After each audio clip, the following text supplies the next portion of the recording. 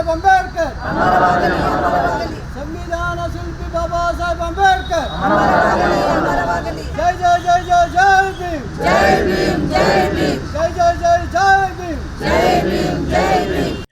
Karnataka Republican ಸಂಘಟನೆ ಸಂಸ್ಥಾಪಕ ರಾಜ್ಯಾಧ್ಯಕ್ಷರಾದ ಬೆಳತೂರು ವೆಂಕಟೇಶ್ ರವರ ಮಾರ್ಗದರ್ಶನದಲ್ಲಿ ಬೆಂಗಳೂರು ನಗರದ ಮಹದೇವಪುರ ಕ್ಷೇತ್ರದ ಬೆಳತೂರು ಗ್ರಾಮದ ಬಾಬಾ ಸಾಹೇಬ್ ಡಾಕ್ಟರ್ ಬಿಆರ್ ಅಂಬೇಡ್ಕರ್ ಅವರ ಪುತ್ಥಳಿ ಶುದ್ಧೀಕರಣ ಮಾಡುವ ಮೂಲಕ ಅಂಬೇಡ್ಕರ್ ಅವರ 69ನೇ ಪರಿನಿರ್ವಾಣದ ಅಂಗವಾಗಿ ಕೆಆರ್ಎಸ್ ಚೈತ್ಯಭೂಮಿ ಚಲೋಗೆ ಚಾಲನೆ ನೀಡಿದರು. ಅಂಜನಾಪುರ, ಕೋಲಾರ, ಚಿಕ್ಕಬಳ್ಳಾಪುರ, ಹಿರಂಡಹಳ್ಳಿ, ದೇವನಹಳ್ಳಿ, ನಲ್ಲೂರಹಳ್ಳಿ, ಕಾಡುಗೋಡಿ, ದಿನ್ನೂರು ಸೇರಿದಂತೆ ಬೆಳತೂರು ಗ್ರಾಮದಲ್ಲಿ ಅಂಬೇಡ್ಕರ್ ಅವರ ಪುತ್ಥಳಿಗೆ ಹಾರ ಹಾಕಿ ಪುಷ್ಪ ನಮನ ಸಲ್ಲಿಸಿ ಮೊಂಬತ್ತಿ ಬೆಳಗಿಸಿ ಚೈತ್ಯಭೂಮಿ ಚಲೋ ಕಾರ್ಯಕ್ರಮವನ್ನು ಮುಂದುವರೆಸಿದರು.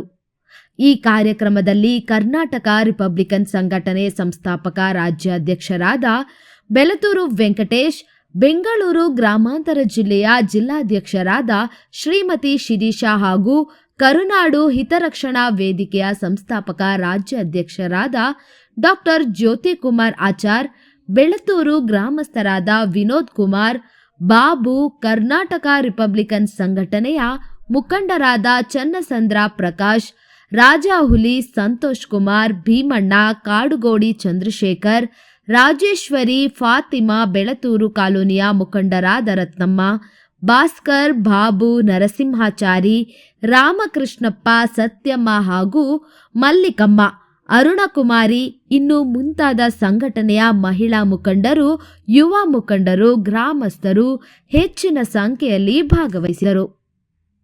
ಜೈ ಭೀಮ್ ಬಂಧುಗಳೇ, ಕರ್ನಾಟಕ ರಿಪಬ್ಲಿಕನ್ ಸಂಘಟನೆ ವತಿಯಿಂದ ಏನು ಬಾಬಾ ಸಾಹೇಬ್ ಅಂಬೇಡ್ಕರ್ ಅವರ 69ನೇ ಪರಿನಿರ್ವಾಣದ ಅಂಗವಾಗಿ ಇವತ್ತು ನಮ್ಮ ಸಂಘಟನೆ ವತಿಯಿಂದ ಚೈತ್ಯಭೂಮಿ ಚಲೋ ಮುಂಬೈ ಮಹಾಯಾತ್ರೆ ಅಂತೇಳಿ ಆ ಒಂದು ಕಾರ್ಯಕ್ರಮದ ಅಡಿಯಲ್ಲಿ ಈಗಾಗಲೇ ನಾವು 23ನೇ ತಾರೀಕು ನವೆಂಬರ್ 23ನೇ ತಾರೀಕು ನಾವು ಪ್ರಾರಂಭ ಮಾಡಿದ್ವಿ. ಇವತ್ತಿನ ಇಲ್ಲಿ ಬೆಳತೂರಲ್ಲಿ 9ನೇ ದಿನದ ಕಾರ್ಯಕ್ರಮ. ಇದಾದ ಮೇಲೆ ನಾಳೆ ಕೃಷ್ಣರಾಜಪುರ ತಾಲೂಕು ಕಚೇರಿ ಮುಂದೆ ಇದೆ. ಅದಾದ ಮೇಲೆ ಅಂತಿಮವಾಗಿ ಬೆಂಗಳೂರು ನಗರದ ವಿಧಾನಸೌಧ ಮುಂದೆ ಇರ್ತಕ್ಕಂಥ ಬಾಬಾ ಸಾಹೇಬ್ ಪ್ರತಿಮೆಗೆ ಅಲ್ಲಿ ಮಾಲಾರ್ಪಣೆ ಮಾಡಿ ನಮ್ಮ ಪ್ರಯಾಣವನ್ನು ಮುಂಬೈಗೆ ಬೆಳೆಸ್ತಾ ಇದ್ದೀವಿ. ಇದು ನಾವು ಸತತವಾಗಿ ನಮ್ಮ ಸಂಘಟನೆ ವತಿಯಿಂದ ಹಿಂದೆ ನಮ್ಮ ಜಿಗ್ನಿಶಂಕರ್ ಅವರ ಒಂದು ನೇತೃತ್ವದಲ್ಲಿ ಇವತ್ತು ಇಂಥ ಒಂದು ಕಾರ್ಯಕ್ರಮವನ್ನು ಕೊಟ್ಟವರು ಅವರು ದಿವಂಗತ ಜಿಗ್ನಿಶಂಕರ್ ಅವರು.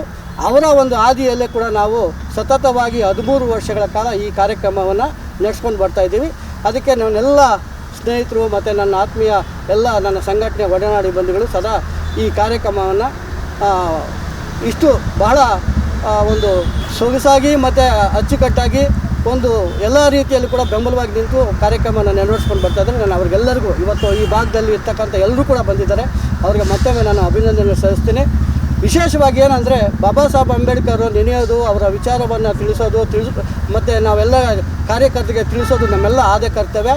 ಯಾಕಂದರೆ ಬಾಬಾ ಸಾಹೇಬ್ ಅಂಬೇಡ್ಕರ್ ಅವರು ಈ ದೇಶದಲ್ಲಿ ಹುಟ್ಟಿ ಇಲ್ಲಿರ್ತಕ್ಕಂಥ ಅನೇಕ ಅನಿಷ್ಟ ಪದ್ಧತಿಗಳನ್ನು ಮತ್ತು ಶೋಷಣೆಗಳನ್ನು, ಅಸಮಾನತೆಯನ್ನು ಮನಗಂಡು ಅವರು ಬಾಲ್ಯದಿಂದ ಹಿಡಿದು ಇಡೀ ತನ್ನ ಜೀವನವನ್ನೇ ಈ ಸಮುದಾಯಕ್ಕಾಗಿ ಏನು ಶೋಷಣೆಗೆ ಒಳಗಾದಂತಹ ಸಮುದಾಯಕ್ಕೆ ಧ್ವನಿಯಾಗಿ ಬಂದಂಥವ್ರು ಬಾಬಾ ಸಾಹೇಬ್ ಅಂಬೇಡ್ಕರ್ ಅವರು. ಇವತ್ತು ಅವರು ಇಲ್ದಿದ್ದರೆ ನಮ್ಮ ಬದುಕು ಯಾವ ರೀತಿ ಇತ್ತು ಅನ್ನೋದು ನಾವೆಲ್ಲ ಊಹೆ ಮಾಡಿಕೊಂಡ್ರೆ ಕೂಡ ಭಾಳಷ್ಟು ಕಷ್ಟಕರವಾಗಿರ್ತದೆ. ಯಾಕಂದರೆ ನಮ್ಮ ಹಿಂದೆ ಇದ್ದಂತಹ ನಮ್ಮ ಹಿರಿಯರು ಅನೇಕ ಕಷ್ಟಗಳಿಗೆ ಒಳಗಾಗಿದ್ದರು, ಅನೇಕ ಸಮಸ್ಯೆಗಳಿಗೆ ಒಳಗಾಗಿದ್ದರು. ಯಾಕಂದರೆ ಆವತ್ತು ಯಾರೂ ಕೂಡ ಮಾತಾಡೋವಂಥ ಹಕ್ಕಿರಲಿಲ್ಲ. ಯಾಕಂದರೆ ಮನುಷ್ಯನಾಗಿ ನೋಡೋವಂಥ ಪರಿಸ್ಥಿತಿ ಇಲ್ಲ. ಬರೀ ನಮ್ಮ ಈ ಸಮುದಾಯನ ಗುಲಾಮಗಿರಿಯಲ್ಲೇ ನೋಡೋವಂತಹ, ಯಾಕಂದರೆ ಇನ್ನೊಬ್ಬರು ಸೇವೆ ಮಾಡೋವಂಥ ನಾವು ಸೇವಕರಾಗಿದ್ದೀವಿ ಹೊರತು ನಾವು ಯಾವತ್ತೂ ಈ ಥರ ನೆಮ್ಮದಿಯಾಗಿ ಸ್ವತಂತ್ರವಾಗಿ ಮಾತಾಡಲಿಕ್ಕಾಗಲಿ ಯಾವುದೇ ಒಂದು ಇದರಲ್ಲಿ ಕೂಡ ನಮಗೆ ಹಕ್ಕಿರ್ತಾ ಇರಲಿಲ್ಲ. ಇವತ್ತು ನಮಗೆಲ್ಲ ರೀತಿಯಲ್ಲಿ ಹಕ್ಕಂತ ಕೊಟ್ಟಂಥವ್ರು ಬಾಬಾ ಸಾಹೇಬ್ ಅಂಬೇಡ್ಕರ್ ಅವರು. ಆ ಕಾರಣಕ್ಕೆ ನಾವೆಲ್ಲ ಕೂಡ ಅವರ ಋಣದಲ್ಲಿದ್ದೀವಿ. ಯಾಕಂದರೆ ಇವತ್ತು ಏನಾನು ಇಡೀ ಸಮುದಾಯಕ್ಕೆ ಋಣಿಯಾಗಿ ಒಂದು ನಿಸ್ವಾರ್ಥವಾಗಿ ಅವರು ಸೇವೆ ಮಾಡಿದಂಥವ್ರು ಬಾಬಾ ಸಾಹೇಬ್ ಅಂಬೇಡ್ಕರ್ ಅವರು. ಯಾಕಂದರೆ ಅವರು ಇದ್ದಂತಹ ಒಂದು ಅವ್ರು ಯಾವ ರೀತಿ ಬೇಕಾದ್ರೆ ಒಳ್ಳೆ ಉನ್ನತವಾದಂಥ ಒಂದು ಮತ್ತು ಸಂತೋಷಕರವಾದ ಜೀವನವನ್ನು ನಡೆಸ್ಬೋದಾಗಿತ್ತು. ಆದರೆ ಅದು ಯಾವುದೂ ಕೂಡ ಲೆಕ್ಕಿಸದೆ ನನ್ನ ಸಮುದಾಯ ಕಷ್ಟಪಡ್ತಾ ಇದ್ದಾರಲ್ಲ, ಅವರು ಕಷ್ಟದಲ್ಲಿ ಇದ್ದಾರಲ್ಲ, ನೋವಿನಲ್ಲಿದ್ದಾರಲ್ಲ, ಅಸಮಾನತೆಗೆ ಒಳಗಾಗಿದ್ದಾರಲ್ಲ, ಶೋಷಣೆಗೆ ಒಳಗಾಗಿದ್ದಾರೆ ಅಂತೇಳಿ ಅವ್ರು ಇಡೀ ಜೀವನವನ್ನು ಆಲೋಚನೆ ಮಾಡಿ ಇದಕ್ಕೆಲ್ಲ ಮೂಲ ಪರಿಹಾರ ಏನು ಅಂದರೆ ಶಿಕ್ಷಣ. ಆ ಶಿಕ್ಷಣ ಪಡೀಲಿಕ್ಕಾಗಿಯೇ ಅವರು ಬಹಳಷ್ಟು ಹೋರಾಟ ಮಾಡಿದ್ರು. ಕುಡಿಯೋ ನೀರಕ್ಕೋಸ್ಕರ ಅವರು ಹೋರಾಟ ಮಾಡಿದ್ರು. ಪ್ರತಿಯೊಂದಕ್ಕೂ ಅವರು ಹೋರಾಟ ಮಾಡಿ ಇವತ್ತು ಹೋರಾಟದ ಈ ದಾರಿಯನ್ನು ತೋರಿಸ್ಕೊಟ್ರು. ಇವತ್ತು ಆ ಹೋರಾಟದ ರಥವನ್ನು ಬಿಟ್ಟು ಹೋಗಿದ್ದಾರೆ. ಆ ರಥವನ್ನು ಇವತ್ತು ಎಲ್ಲ ನಮ್ಮ ಏನು ಸಮಾಜ ಇದೆ ಅದನ್ನು ಮುನ್ನಡೆಸ್ಕೊಂಡು ಹೋಗಬೇಕು. ಅವರು ಭಾಳಷ್ಟು ಆಶಯಗಳಿತ್ತು, ನನ್ನ ಜನ ಈ ದೇಶದ ಆಳುವ ದೊರೆಗಳಾಗಬೇಕು ಅಂತೇಳಿ. ಆದರೆ ಅವರ ಆಸೆ ನೆರವೇರಿಸಲಿ ಇವತ್ತು ಚಳುವಳಿಗಳು ಎಲ್ಲೋ ಕಡೆ ದಿಕ್ತಾಗ್ತಾ ಇದ್ದಾವೆ. ಅದ್ರ ಬಗ್ಗೆ ಕೂಡ ಒಂದು ಏನು ಹಿರಿಯ ಹೋರಾಟಗಾರರು ಕೂಡ ಆಲೋಚನೆ ಮಾಡಬೇಕು. ಬಾಬಾ ಸಾಹೇಬ್ ಅಂಬೇಡ್ಕರ್ ಅವರ ಆಶಯಗಳೇನಿತ್ತು, ಅವರ ವಿಚಾರಗಳೇನಿತ್ತು, ಅವರು ಏನು ಬದುಕಿನಲ್ಲಿ ಈ ಸಮುದಾಯದ ಮೇಲೆ ಒಂದು ಭರವಸೆ ಇಟ್ಟಿದ್ರು ಅದನ್ನು ಈಡೇರಿಸುವಂಥ ಕೆಲಸವನ್ನು ಪ್ರಾಮಾಣಿಕವಾಗಿ ಎಲ್ಲರೂ ಕೂಡ ಪ್ರಯತ್ನ ಮಾಡಬೇಕಾಗಿತ್ತು. ಅದು ಇದುವರೆಗೂ ಸಾಧನೆ ಆಗಿಲ್ಲ. ಇವತ್ತು ಒಂದು ಕಡೆ ಇವತ್ತು ಏನು ಈ ಸಮುದಾಯ ಇಲ್ಲ ಅಂದರೆ ಯಾವ ಸರ್ಕಾರ ಕೂಡ ನಡೆಯೋಕ್ಕಾಗಲ್ಲ. ಅಂಥ ಒಂದು ಪರಿಸ್ಥಿತಿ ಇವತ್ತು ಒಂದು ನಿರ್ಣಾಯಕ. ಯಾಕಂದರೆ ಇವತ್ತು ಈ ದೇಶದಲ್ಲಿ, ನಮ್ಮ ಭಾರತ ದೇಶದಲ್ಲಿ ಅತಿ ಹೆಚ್ಚು ಮತದಾರರಿರೋದು ಈ ಒಂದು ದಲಿತ ಸಮಾಜದವರು. ಇವತ್ತು ಅವರು ಯಾರಿಗೆ ಮತ ಹಾಕ್ತಾರೋ ಆ ಸರ್ಕಾರ ಬರ್ತದೆ. ಅಂತಹ ಸಂದರ್ಭದಲ್ಲಿ ಇವತ್ತು ಈಗಾಗಲೇ ಬೇರೆ ಬೇರೆ ಸಮುದಾಯಗಳು ಈ ರಾಜ್ಯದಲ್ಲಿ ಮುಖ್ಯಮಂತ್ರಿಗಳಾಗಿದ್ದಾರೆ, ಎಲ್ಲ ಸಮುದಾಯದವರು ಆಗಿದ್ದಾರೆ. ಆದರೆ ಈ ಒಂದು ನಮ್ಮ ದಲಿತ ಸಮಾಜದಲ್ಲಿ ಇದುವರೆಗೂ ಒಂದು CM ಆಗಿಲ್ಲ. ಅದು ಕೂಡ ನಾವು ಎಲ್ಲೋ ಕಡೆ ಎಡುತ್ತಾ ಇದ್ದೀವಿ. ಆ ಬಗ್ಗೆ ಕೂಡ ನಾವು ಧ್ವನಿ ಎತ್ತಬೇಕಾಗ್ತದೆ. ಬಾಬಾ ಸಾಹೇಬ್ ಅಂಬೇಡ್ಕರ್ ವಿಚಾರ ಜೊತೆಗೆ ನಾವೆಲ್ಲ ಕೂಡ ನಮ್ಮ ಹಕ್ಕುಗಳಿಗಾಗಿ, ನಮ್ಮ ಒಂದು ಸ್ವಾಭಿಮಾನಕ್ಕೆ ಧಕ್ಕೆ ಬಂದಾಗ ನಾವೆಲ್ಲ ಅದನ್ನು ಖಂಡಿಸುವಂತಹ ಶಕ್ತಿ ನಮಗೆಲ್ಲರಿಗೂ ಬಾಬಾ ಸಾಹೇಬ್ ಅಂಬೇಡ್ಕರ್ ಕೊಟ್ಟಿದ್ದಾರೆ. ಆ ಓಟಿನ ಒಂದು ಮಹತ್ವನ ಅರ್ಥಂತ ನಮ್ಮ ಜನ ಮುಂದಿನ ಪೀಳಿಗೆಗೆ ಬಹಳಷ್ಟು ದಿಕ್ಕನ್ನೇ ಬದಲಾಯಿಸುವಂತಹ ಶಕ್ತಿ ನಮ್ಮ ಆ ಓಟಿನ ಮೂಲಕ ಕೊಟ್ಟಿದ್ದಾರೆ ಬಾಬಾ ಸಾಹೇಬ್ ಅಂಬೇಡ್ಕರ್ ಅವರು.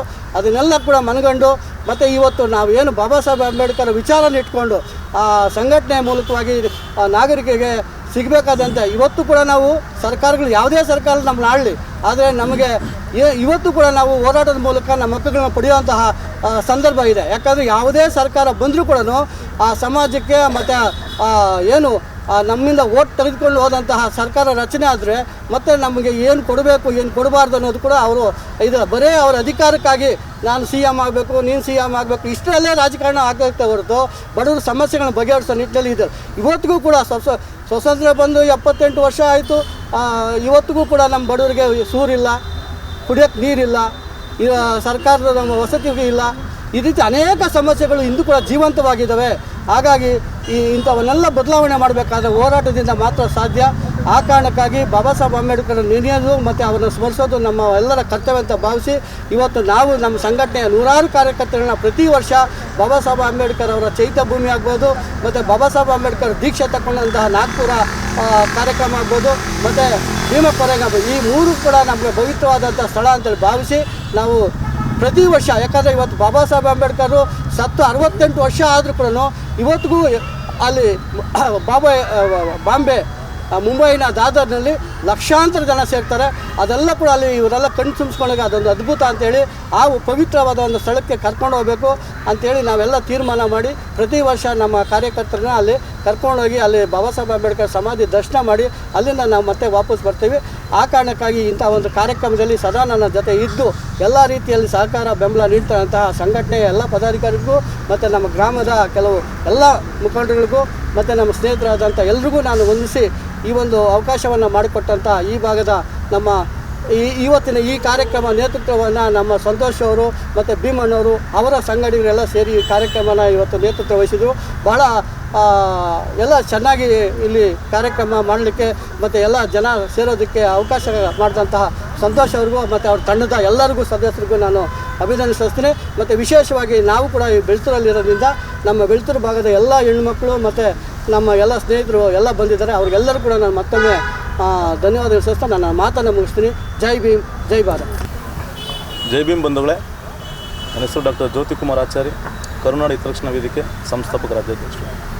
ಬಂಧುಗಳ ಇವತ್ತಿನ ಕಾರ್ಯಕ್ರಮ ಏನು ಅಂತ ಹೇಳಿದ್ರೆ, ಮುಂಬೈ ಚಲೋ ಅಂತ ಡಿಸೆಂಬರ್ 6ನೇ ತಾರೀಕು ಪರಿನಿರ್ವಾಣ ದಿನ ಸಂವಿಧಾನ ಶಿಲ್ಪಿ ಬಾಬಾ ಸಾಹೇಬ್ ಅಂಬೇಡ್ಕರ್ ಅವರ ಒಂದು ಪರಿನಿರ್ವಾಣ ದಿನವನ್ನು ಈ ತಿಂಗಳು ಸಂಪೂರ್ಣ ಪ್ರತಿದಿನವೂ ಪ್ರತಿಯೊಂದು ಹಳ್ಳಿಗೂ ಹೋಗಿ ಬಾಬಾ ಸಾಹೇಬ್ ಅಂಬೇಡ್ಕರ್ ಪುತ್ಥಳಿಯನ್ನು ಶುಚಿಗೊಳಿಸುವ ಮುಖಾಂತರ ಅವರಿಗೆ ಪೂಜೆ ಮಾಡುವ ಒಂದು ಕ್ಯಾಂಡಲ್ ಹಚ್ಚುವ ಒಂದು ಕಾರ್ಯಕ್ರಮವನ್ನು ಹಮ್ಮಿಕೊಂಡು ನಮ್ಮನ್ನೆಲ್ಲ ಕರ್ಕೊಂಡು ಮುಂಬೈಗೆ ಚಲುವಂಥ ಒಂದು ಕಾರ್ಯಕ್ರಮವನ್ನು ಮಾಡಿ ಅಲ್ಲೋಗಿ ಬಾಬಾ ಸಾಹೇಬ್ ಅಂಬೇಡ್ಕರ್ ಒಂದು ಸಮಾಧಿ ಬಳಿ ಒಂದು ಪುಷ್ಪ ನಮನವನ್ನು ಈ ಕಾರ್ಯಕ್ರಮವನ್ನು ಹಮ್ಮಿಕೊಂಡಂಥ ಕರ್ನಾಟಕ ರಿಪಬ್ಲಿಕನ್ ಸೇನೆಯ ರಾಜ್ಯಾಧ್ಯಕ್ಷರು ಹಿರಿಯ ಹೋರಾಟಗಾರರು ವೆಂಕಟೇಶ್ವರ ಅವರಿಗೆ ನಾವು ಧನ್ಯವಾದಗಳು ತಿಳಿಸಲೇಬೇಕು.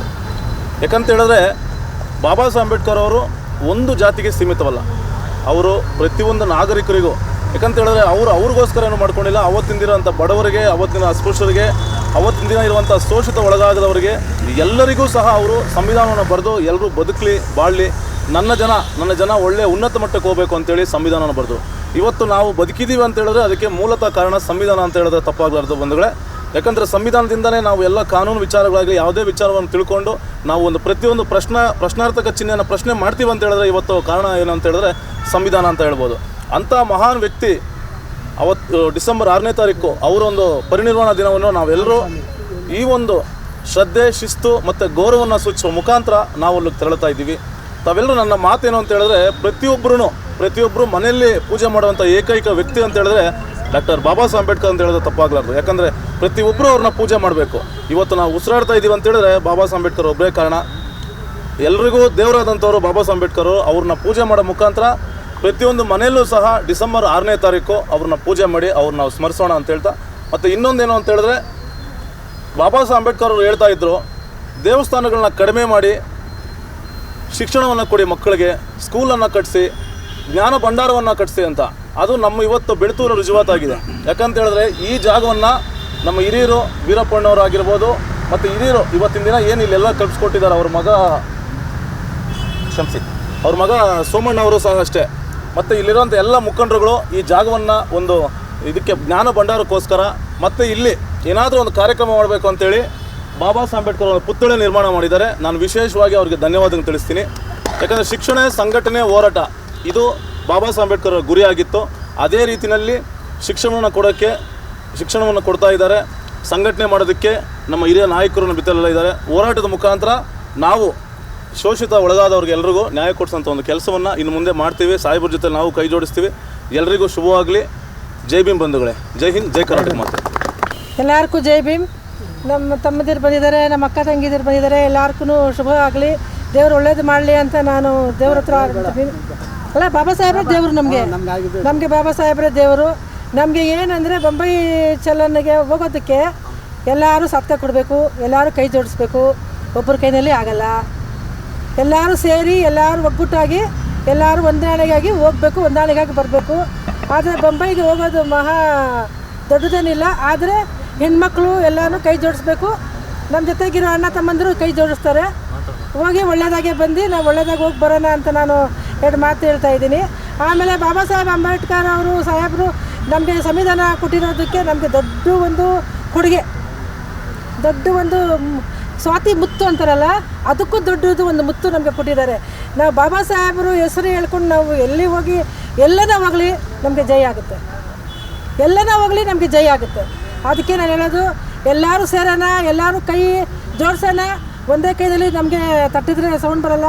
ಎಲ್ಲ ಸೇರಿ ನಾವು ಕೈ ತಟ್ಟೋಣ. ದೇವ್ರು ಎಲ್ಲರಿಗೂ ಒಳ್ಳೆಯದಾಗಲಿ. ಬಾಬಾ ಸಾಹೇಬರು ನಮಗೆ ಯಾವಾಗೂ ರಕ್ಷಣೆ ಕೊಟ್ಟಿದ್ದಾರೆ. ನಾವು ಬಾಬಾ ಸಾಹೇಬರ ರಕ್ಷಣೆಯಲ್ಲೇ ನಾವು ಹೋಗೋಣ. ಜೈ ಹಿಂದ್. ಜೈ ಭೀಮ್ ಎಲ್ಲರಿಗೂ. ಜೈ ಭೀಮ್. ನನ್ನ ಹೆಸರು ಸಂತೋಷ್ ಕುಮಾರ್. ಇದೀಗ ಬಾಬಾ ಸಾಹೇಬ್ ಅಂಬೇಡ್ಕರ್ ಅವರ ಪುತ್ಥಳಿ 69ನೇ ವರ್ಷದ ಪರಿನಿರ್ವಹಣಾ ಈ ಕಾರ್ಯಕ್ರಮಕ್ಕೆ ಬಂದಿರೋ ಎಲ್ಲರಿಗೂ ಜೈ ಭೀಮ್ ವಂದನೆಗಳು. ಮತ್ತು ಈ ಕಾರ್ಯಕ್ರಮ ನಡೆಸಿದ ಕರ್ನಾಟಕ ರಿಪಬ್ಲಿಕ್ ಸಂಘಟನೆಯ ಸಂಸ್ಥಾಪಕ ರಾಜ್ಯಾಧ್ಯಕ್ಷರಾದ ವೆಂಕಟೇಶನ್ ಅವ್ರಿಗೆ ಈ ನಡೆಸ್ತಾ ಇರೋ ಈ ಸ್ವಚ್ಛತೆ ಮತ್ತು ಮಾಲಾರ್ಪಣೆ ಮತ್ತು ದೀಪ ಹಂಚಿಕೆ ಈ ಕಾರ್ಯಕ್ರಮಕ್ಕೆ ನಮ್ಮನ್ನು ಕರೆಯೋದಕ್ಕೆ ಧನ್ಯವಾದಗಳು. ಮತ್ತು ಎಲ್ಲರಿಗೂ ಒಳ್ಳೆಯದಾಗಲಿ. ಜೈ ಭೀಮ್, ಜೈ ಕರ್ನಾಟಕ.